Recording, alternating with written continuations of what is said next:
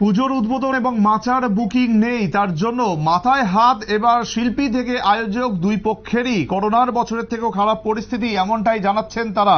বিস্তারিত জানাবেন আমাদের প্রতিনিধি অঙ্কিতা। অঙ্কিতা, ঠিক কি খবর রয়েছে, কেন এখনো পর্যন্ত বুকিং এর এই অবস্থা? একদমই, তার জন্য কিন্তু আমাদের একটু পেছনের দিকে যেতে হবে, অর্থাৎ 2020 সাল। আর এই অতিমারির জেরে আড়ম্বর ছাড়াই দুর্গাপূজার পালন করেছিল বাংলা, এবং সামাজিক দূরত্ব বজায় রাখতেই সেই উদ্বোধন থেকে শুরু করে সাংস্কৃতিক বিভিন্ন অনুষ্ঠানে কিন্তু এই বুকিং নিয়ে একটা বড় বিষয় আমরা দেখেছিলাম। ঠিক তেমনি এবার আবারও কিন্তু এই পরিস্থিতিটা যেন সামনে এলো। কি জানা গেছে, প্রত্যেক বছর দুর্গাপূজাকে কেন্দ্র করে পূজার উদ্বোধন, জলসা এবং মাতার অনুষ্ঠান মিলিয়ে কোটি কোটি টাকা ব্যবসা হয়, এবং পুজোর উদ্বোধনের সময় তারকাদের হাতের গড়া থেকে শুরু করে সাংস্কৃতিক অনুষ্ঠানের দায়িত্ব দেওয়া হয় বিভিন্ন আয়োজক সংস্থাকে। কিন্তু এই বছর এখনো পর্যন্ত পরিস্থিতি বেশ খারাপ বলেই জানা গিয়েছে আয়োজকদের পক্ষ থেকে।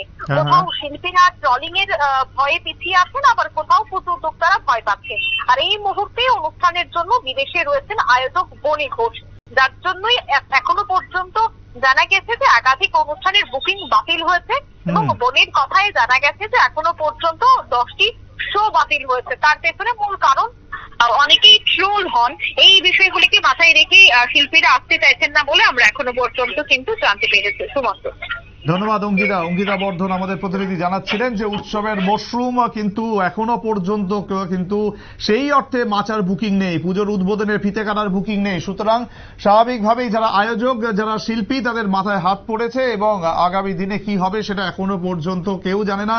সুতরাং পুজোর মরশুমের আগে রীতিমতো সমস্যায়, চিন্তায় রয়েছেন শিল্পী থেকে আয়োজক প্রত্যেকেই। এখন এ পর্যন্তই। অন্যান্য খবরের জন্য দেখতে থাকুন নিউজ ভ্যানগার্ড।